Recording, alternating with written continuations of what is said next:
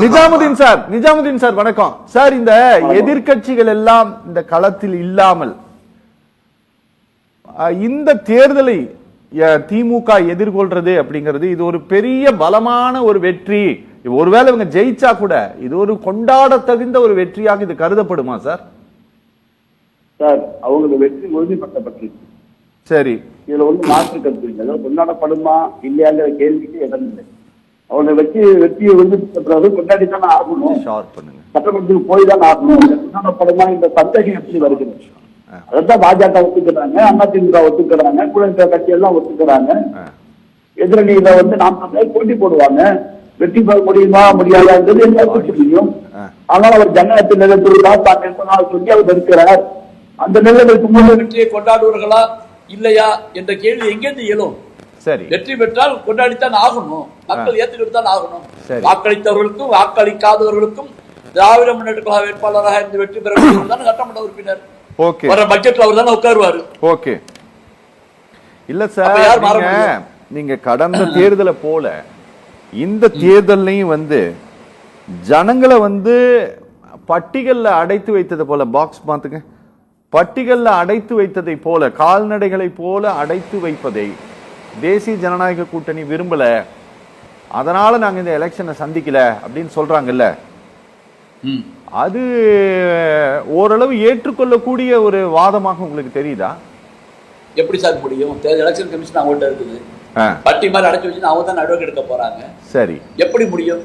அப்படி தமிழ்நாட்டில் ஒண்ணு சமீபத்தில் நடந்த மாதிரி எனக்கு ஒண்ணு தெரியலையே. தமிழ்நாடு என்ன வடபுறத்தில் நடக்க மாதிரி நடக்குது?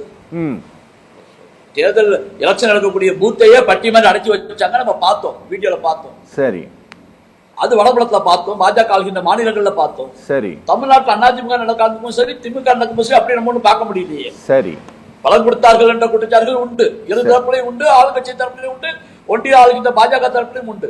சரி, இந்த மாதிரி ஒரு நிலை தமிழ்நாட்டில் இருந்தா தெரியல. தமிழ்நாடு இன்னும் வடமாநில மாதிரி வரலையே. சரி, ஏன்னா தமிழ்நாடு திராவிட கட்சிக்கு ஆண்டு கொண்டிருக்கக்கூடிய கட்சி, பாஜக ஆளுகின்ற கட்சி எல்லாம் அப்படிலாம் நடப்பதற்கு. சரி, நீங்க அதெல்லாம் பயப்பட வேண்டியது இல்ல. சரி, பாஜக வரதுக்கு வாய்ப்பே இல்ல.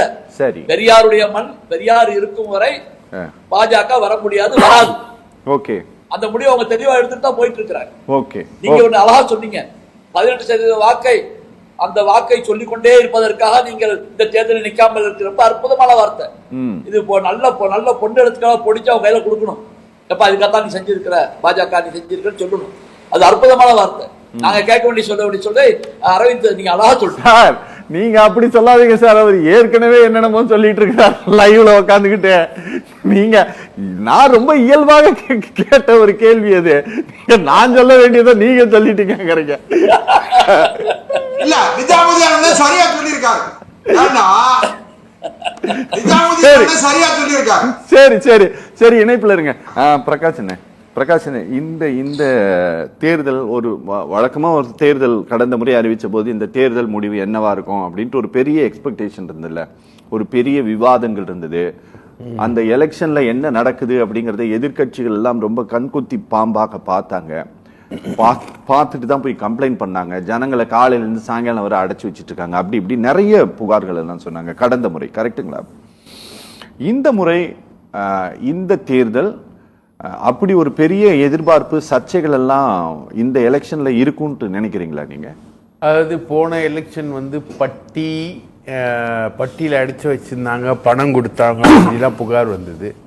இந்த தேர்தல் இந்த தேர்தலில் அதே பாதா இப்பவும் எலெக்ஷன்ல டிசைட் பண்ண போது அந்த பெரியார். சீமான் பெரியாரை பத்தி இன்னும் என்னென்ன பேசுறாரு, அதுக்கு எங்கெங்க அடி வாங்குறாரு அவரு, எதிர்ப்புகள் எப்படி வரப்போகுது, மாநில அரசு தேர்தல் பிரச்சாரத்துக்கு நடுவே வேட்பாளரை கைது பண்ணுமா, சிறைக்கு அனுப்புமா, அவர் என்னென்ன இனிமேல் பட்டு பெரியாரை பத்தி அவதூறா பேசினார் இல்லையா, என்கிட்ட ஆதாரம் இருக்கு, அது இருக்கு, இது இருக்குன்னு பேசினார் இல்லையா, இன்னும் அவரு அந்த பைத்தியம் இன்னும் முத்தி போய் இன்னும் ஒரு எக்ஸ்ட்ரீம் கண்டிஷனுக்கு போவார்.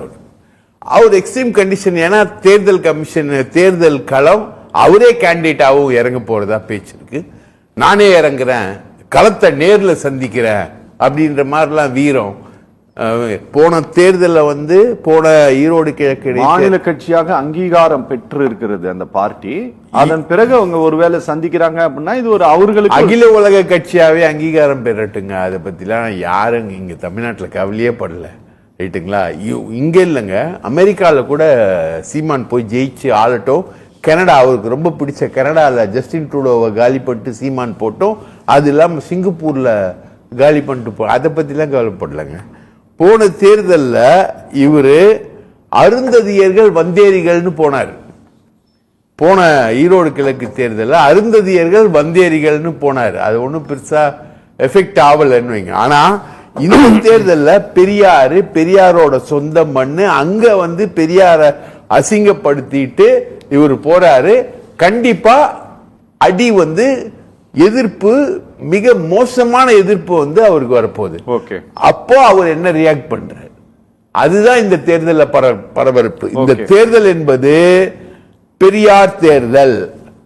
பெரியாருக்கு, பெரியார் செய்த தொண்டுக்கு தமிழ் மக்கள் எப்படி நன்றி கடன் செலுத்தி, இப்போ புகழேந்தி சொன்னார் இல்லையா, நான் போறேன், நான் ஓட்டு கேட்கிறேன்னு. அவர் ஏடிஎம்கே பியூர் ஏடிஎம்கே. அதிமுக ஜெயலலிதாவுக்கு எனக்கு தெரிஞ்சு பெங்களூர்ல பெயில் கொடுத்தவர்.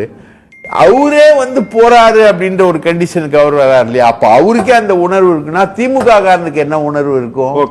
திக காரனுக்கு என்ன உணர்வு இருக்கும்? பெரியார் திக காரனுக்கு என்ன உணர்வு இருக்கும்? வெறும் ஒரு 4-5 பேரை வச்சுக்கிட்டு சீன் போடுறது, நாம் தமிழர் சீன் போடுற மாதிரி சீன் இல்ல. ஈரோடு களத்துல இறங்கினார்னா சீமானுக்கு தக்க பாடம் கற்பிக்கப்படும். அந்த சீன்கள் தான் இந்த தேர்தலில் முக்கியமானதா. ஓகே ஓகே, புகழேந்தி சார் ஏதாவது நீங்க சொல்ல விரும்புறீங்களா? நான் நிகழ்ச்சி நான் முடிக்க போறேன். ஆமா சார், நான் வந்து நீங்க பதில் சொல்லிட்டு இருந்தீங்க. பிரகாஷ் சாருக்கு ரொம்ப தேங்க்ஸ். ரெண்டாவது என்னுடைய அன்பு சகோதரர், அவர் வந்து தூத்துக்குடி செல்வம் என்ன சொன்னார், எந்த கட்சியில் இல்லைன்னு. நன்றி, நோ ப்ராப்ளம். ஆனா நான் மதிமுகவில் இருந்து அண்ணன் வைகோவோட இருந்த ஒரு புகழ்பாடி அங்கிருந்து ஜம்பை பிஜேபிக்கு போகல.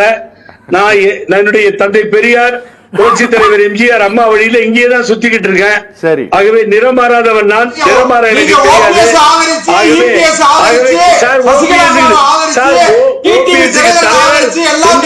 ஓபிஎஸ்க்கு தலைவர் இங்கதான் சுத்தி நான் பிஜேபிக்கு துணையா போய் கொடி பிடிச்சிட்டு நிறத்தை மாற்றிக் கொள்ளவில்லை.